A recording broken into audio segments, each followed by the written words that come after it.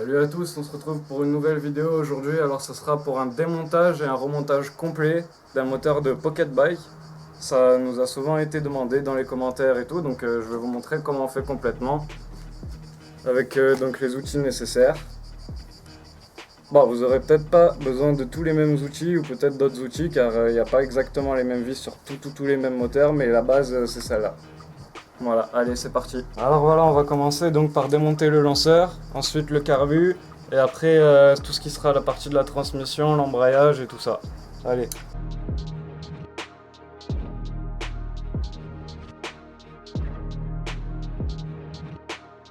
Voilà, donc là on a démonté le lanceur, donc on accède au plateau d'allumage avec les aimants. Voilà, donc là on va passer au démontage du carburateur et du cornet, carburateur d'origine. Ok.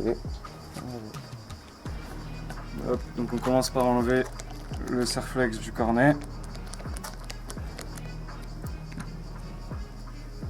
Ensuite, il y a l'adaptateur là.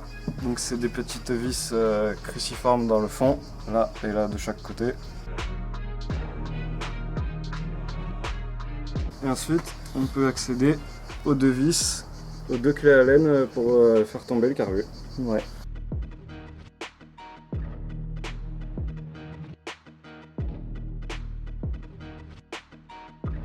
Bon, parfois les vis elles peuvent être un peu plus dures, non? Ah oui, bah oui, là c'est un moteur que j'ai remonté juste pour les vidéos, donc là voilà. Ok. Donc là on a le carburateur d'origine que je conseille pas du tout de laisser. Pourquoi tu le conseilles pas? Voilà, ça fait que fuir, même neuf. J'ai souvent eu des gens dans les commentaires qui me disent qu'ils ont acheté des Pocket neuves et que les carburateurs fuient. Donc il faut tout simplement les changer avec la pipe d'admission pour des carburateurs de 15 qu'on trouve sur les sites chinois souvent. D'accord. Allez, donc on continue avec le démontage. Tu vas passer à quoi maintenant? Donc là, on va enlever donc, hop, la partie transmission. D'accord. Donc c'est 4 clés Allen. Ok. Voilà. Et en dessous il y a l'embrayage. Bon là les vis elles sont vachement propres, hein. Comme je vous ai dit, c'est parce Voilà, que c'est pour une vidéo, c'est de la visserie neuve Voilà. et en dessous il y a un embrayage neuf aussi. Voilà, mais vous quand vous allez démonter, généralement ça risque d'être parfois un peu plus dur, les vis elles peuvent des fois foirer ou quoi, mais bon, vous allez vous en sortir.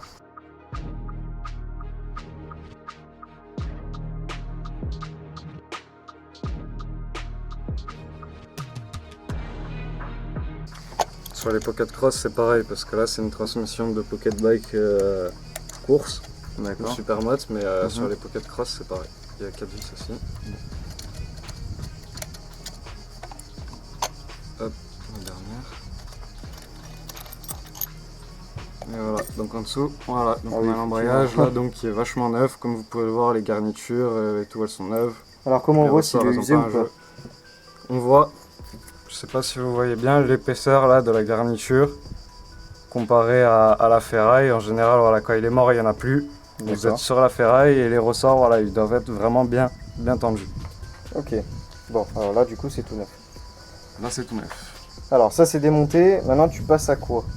On va enlever l'embrayage et le plateau d'allumage. Allez, c'est parti, on peut se faire. On va commencer par le plateau d'allumage. Ok. Donc il vous faut en général une douille de 8. Il faut bien le tenir à la main parce que bon, en général là c'est bien serré, il y a de la loctite.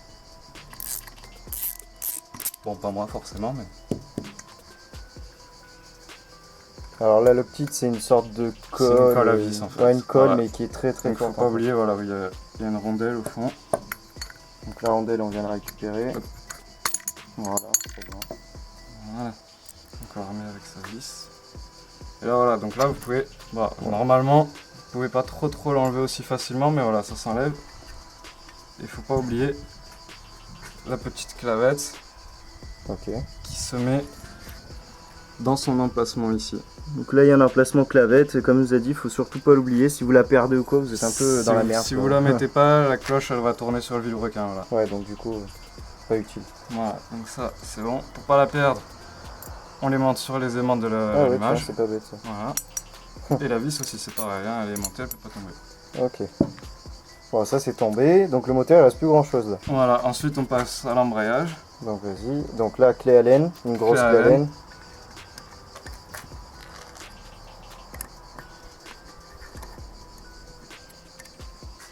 Voilà. Voilà, donc là normalement c'est pareil comme on peut le voir là, il y a un emplacement aussi pour une clavette. Ah oui.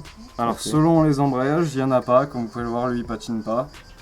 Selon les embrayages et la taille de l'intérieur, en fait, il n'y a pas forcément besoin d'une clavette, mais comme vous pouvez le voir, ils sont assez durs à sortir. Mhm. Du coup, il faut essayer avec des tournevis et ce que vous avez, quoi. Hop, voilà, ouais, en faisant un peu levier, il sort tout seul. Eh ben. Voilà, donc là on peut voir les vis, les joints spi, les vis du carter. Voilà, donc là on va enlever la pile d'admission et la bobine d'allumage et ensuite la bougie. Ok. Voilà, donc alors pour la pile d'admission c'est 4 vis cruciformes comme d'hab.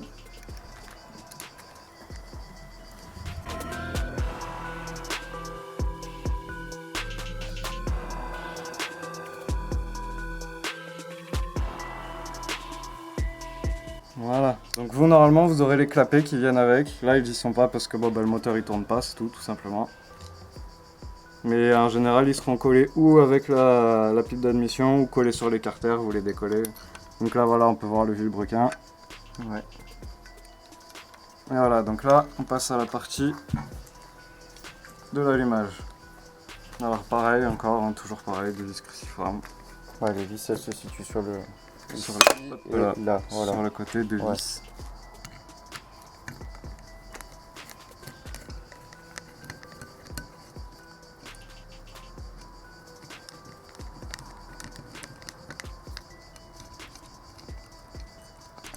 Voilà. Donc là il y a ça et le câble après Ça. alors. Donc ça Ouais, c'est bah, le câble pour le coupe-circuit ou le contacteur à clé. Et là, anti-parasite pour la bougie. Ouais. Voilà, donc elle c'est bon. Je vous conseille de remettre les vis sur les carters ou sur les pièces si vous ne voulez pas les perdre. Ouais, c'est le mieux parce que sinon vous allez les foutre sur la table Voilà. avec, enfin, ou là vous allez travailler avec les autres pièces. Et du coup, le problème c'est que bah, si ça tombe, etc., vous allez galérer pour remonter le moteur. Alors ensuite, parce que là, il y a encore des petits trucs. On va déjà enlever la bougie avec clé plate de 19, ça c'est pareil pour toutes les pockets par contre. Hop.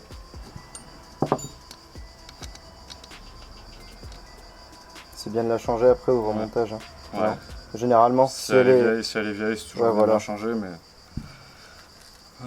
voilà. Bon, bah on va démonter le cylindre. Alors donc c'est pareil, toujours pareil, 4 vis, 4 clés à laine, Alors, on montre un une peu. vis de chaque côté. Alors, on en a une ici.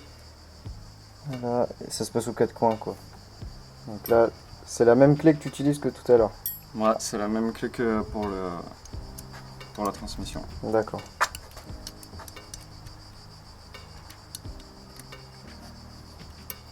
Donc là, en fait, tu les desserres et après tu vas tout enlever d'un coup en fait. Voilà, vaut mieux, faut d'abord tout desserrer, tout débloquer.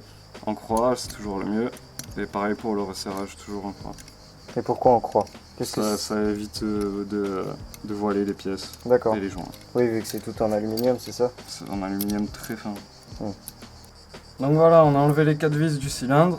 Donc maintenant on peut tirer dessus tout simplement. Donc il est souvent, très souvent même collé hein, parce que bon, bah, y a de la pâte à joints, les joints sont vieux et ainsi de suite. Voilà, donc là on peut voir le piston qui commence à apparaître. Et voilà. Donc là on a l'intérieur du cylindre.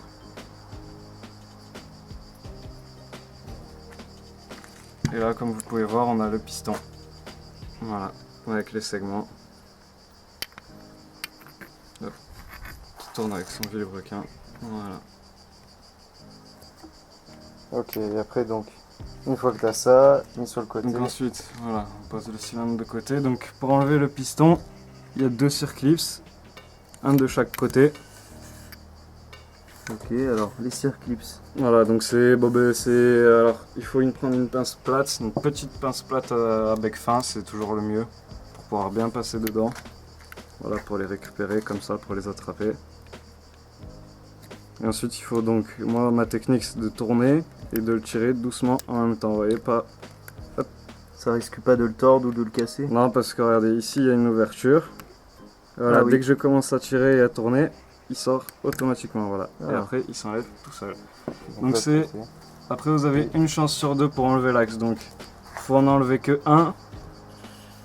Et après vous prenez du côté où vous avez laissé le circlips avec votre pince et vous poussez l'axe du piston. Comme vous voyez là, il veut pas venir. Donc j'ai pas eu de chance, donc on va faire pareil avec le deuxième circlips. Hop. Et on va essayer de l'autre côté.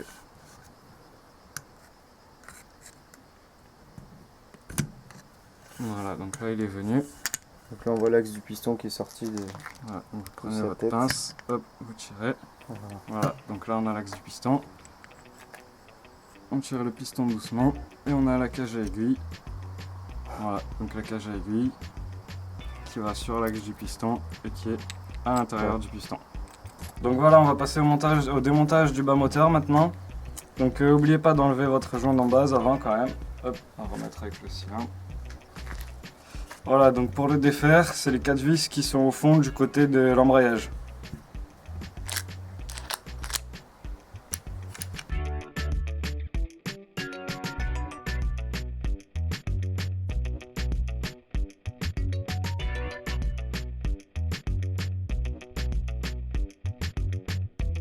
Voilà, donc on a enlevé les 4 vis. Donc maintenant on va pouvoir séparer les carters. Donc il faut savoir que sur les pocket bikes, c'est pas comme sur les 50 cm3 ou autres, les vilebrequins sont pas montés en force dans les roulements.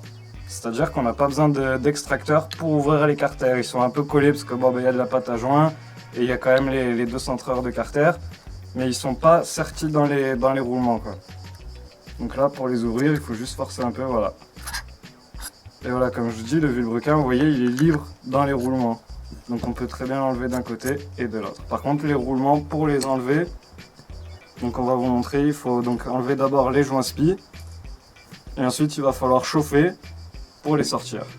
Voilà. Donc voilà, donc pour enlever le joint spi, on passe un petit tournevis plat en dessous le joint spi. Et bon, il faut forcer, il n'y a pas de secret. Voilà, donc on force en rond, regardez, il commence à sortir. Voilà, on appuie doucement quand même pour pas plier les carters. Et voilà, le joint spi sort tout seul. Voilà. Donc on fera pareil de l'autre côté et ensuite on chauffera de ce côté là. Et avec une douille on viendra taper le roulement pour qu'il sorte tout simplement. Voilà, donc là on se retrouve pour la partie démontage des roulements de vilebrequin. Donc il va vous falloir de quoi les chauffer suffisamment fort et une douille de 17 pour faire parfaitement la taille de derrière le roulement et un marteau pour pouvoir taper légèrement dessus une fois que ça sera bien chaud. Voilà, allez, donc il faut chauffer au moins pendant 5 minutes en général.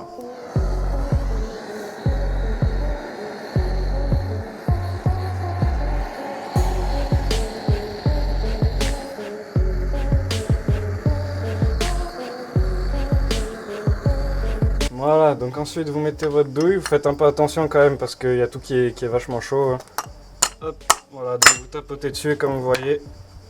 Hop là. Le roulement est sorti tout seul. Voilà, donc vous le calez entre vos deux cales en bois. Faites ça par terre ou à un endroit qui prendra pas feu quand même. Hein. Là, des grosses cales en bois comme ça va pas prendre feu en 2 secondes pour rien. Donc ça c'est la deuxième partie en fait. Voilà, donc ça c'est le deuxième carter. Le premier, on l'a écarté un petit peu parce que c'est un peu chaud, on l'a pas mis sur la table. Donc c'est reparti comme le premier, 5 minutes de chauffe.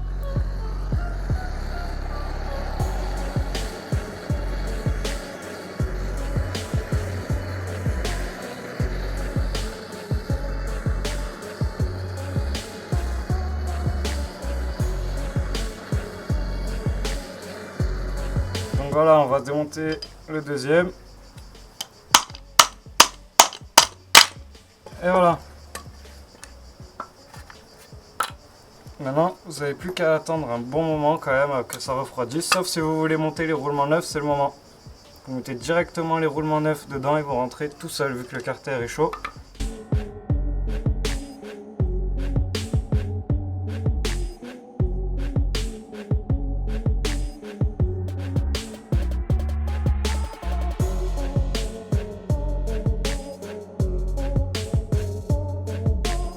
Alors voilà, on se retrouve pour le remontage maintenant, donc on commence par le remontage des roulements. Donc pareil, il faut réchauffer le carter pendant plus ou moins 5 minutes pour que le roulement rentre, parce que comme vous voyez là, ça rentre pas.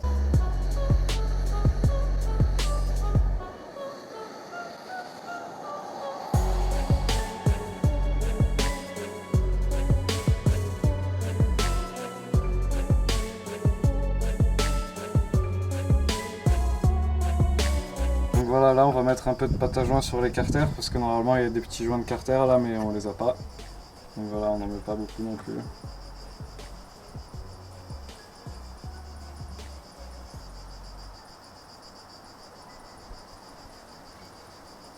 Ensuite on va remettre le vilebrequin. Alors il faut regarder bien le sens. Il faut regarder bien le sens du moteur pour pas le mettre à l'envers.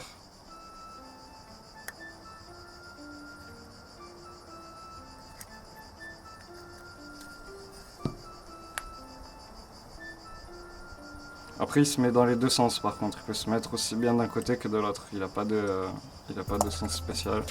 Hop, voilà. Et après, il n'y a plus qu'à refermer.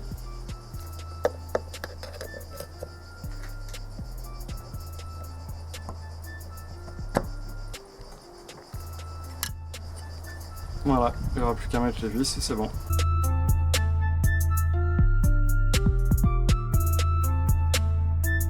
Donc là on est bon. Maintenant on va passer au montage des joints spi.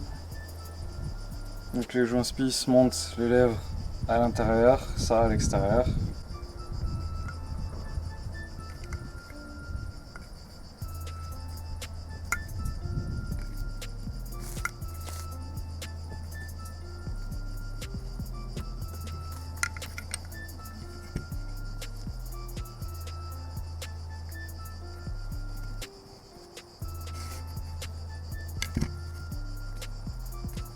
Donc maintenant on va mettre le joint. Hop, on va juste le poser. On va mettre un peu de pâte. Tac.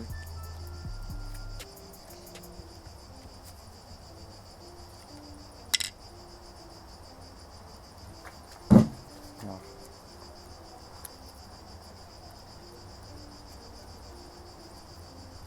Donc on va remettre la cage à aiguille en premier. En général il vaut mieux la huiler pour si vous voulez utiliser le moteur. Donc voilà. Ensuite on va remettre un des circlips dans le piston.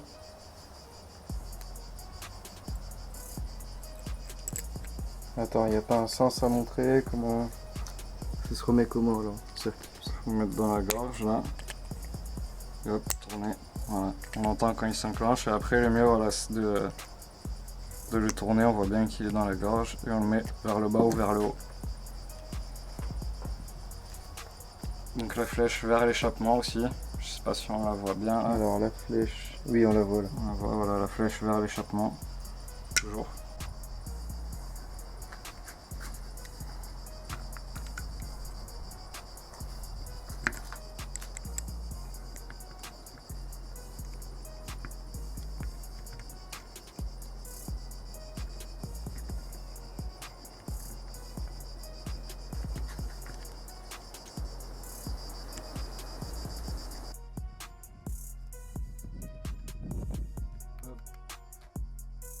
Ensuite, il faut bien le pousser contre l'autre clips. Voilà, on voit bien la gorge, elle est bonne. On met l'autre clips.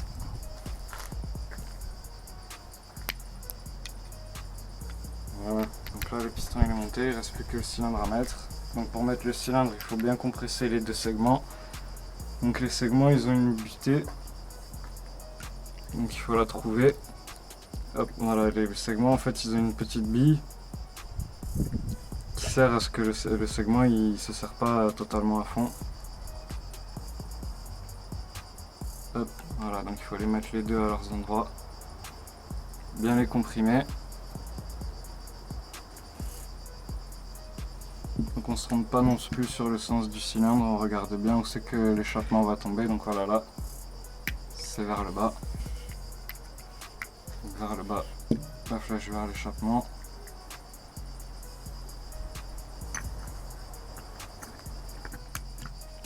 Voilà, ensuite quand il est rentré, on rentre doucement le piston. On replace son joint comme il faut.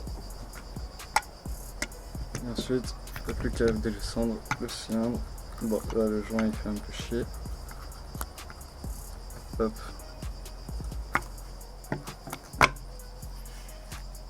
Voilà, vous assurez après que le joint il est bien posé à plat. Et voilà, le cylindre il est posé, il n'y a plus qu'à le visser. On va continuer par remettre l'embrayage. Donc pour ceux qui en ont une, n'oubliez pas de remettre la clavette. Et pour ceux qui n'en ont pas, vous le remettez et vous le serrez assez fort. Voilà, ça c'est bon. Ensuite on va passer au plateau d'allumage. Donc pareil, n'oubliez pas la clavette si vous en avez une.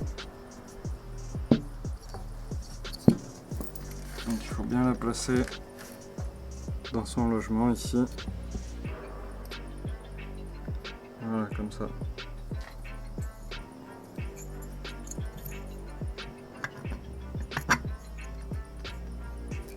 Et voilà, et ensuite vous mettez votre vis.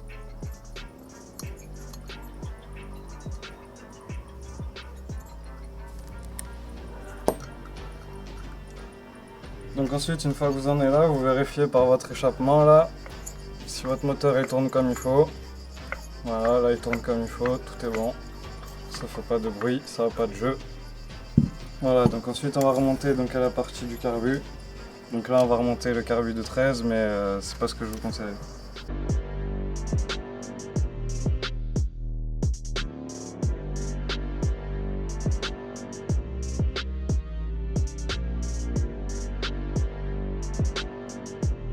N'oubliez pas, vous aurez les clapets à mettre aussi entre la flûte d'admission et l'écarteur, à coller tout en même temps.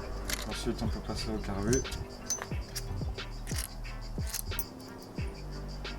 Normalement là vous avez un joint aussi d'étanchéité, vous pouvez mettre aussi de la pâte en même temps que le joint. Ce sera toujours mieux, ça évitera un peu les fuites.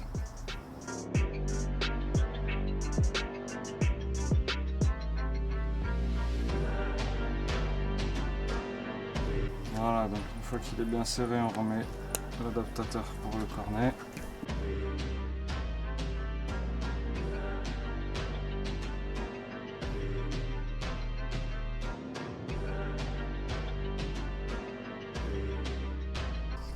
Voilà, donc ça c'est bon. On peut remettre le cornet. On le serre.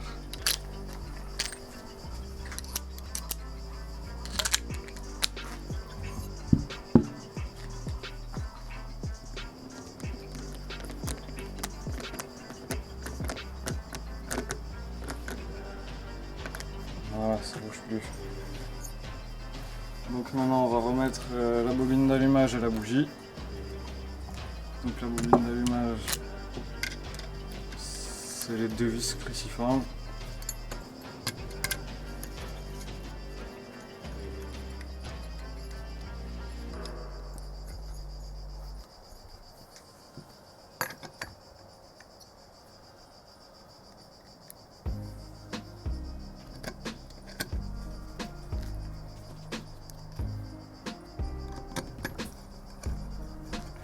Il y a des réglages qui sont possibles à faire avec la bobine d'allumage, mais en général en la mettant le plus loin possible, la pocket elle fonctionne très bien. Mais si vous avez un jeu de cale, sinon c'est à 0,2 mm.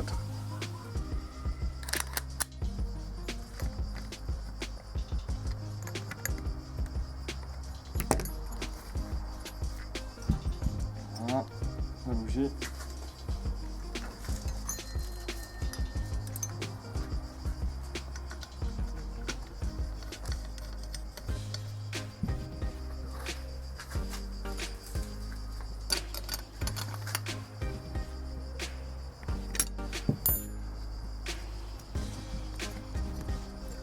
Voilà, donc ça c'est bon. On remonte la partie de la transmission.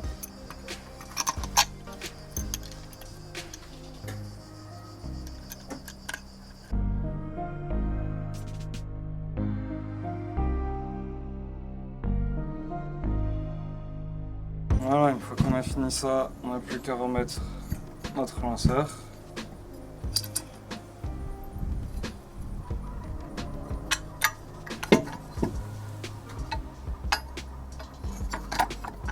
Voilà, et on lui met ses vis. Et c'est terminé. Bon alors voilà, le démontage du moteur de Pocket Bike est terminé. J'espère que cette vidéo vous aura aidé. N'oubliez pas de nous suivre sur les réseaux sociaux, Facebook et Instagram. Voilà, Instagram surtout, on a la page Facebook, donc je mettrai tout dans les liens de cette vidéo. Nous on se dit à la prochaine, merci en tout cas, ciao. Ciao.